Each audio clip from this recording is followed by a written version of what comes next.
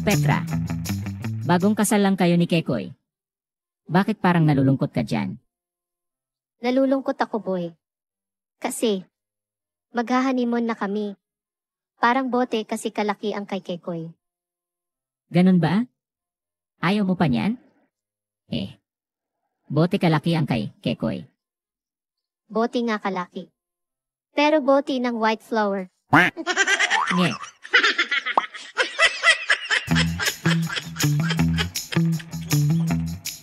Hay. Napakahirap talaga dumiskarte. Naikot ko na lahat, wala talaga akong mapagdelehensyahan. Berto, relax ka lang muna dyan. Bantayan mo muna ang mga bata. At ako na muna ang dumiskarte. 2,000 years later. Oh. Magda. Kumusta ang lakad mo?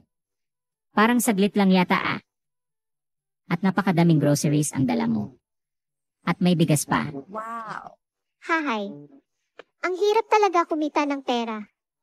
May mga chocolate at mga inuming pa sana yan.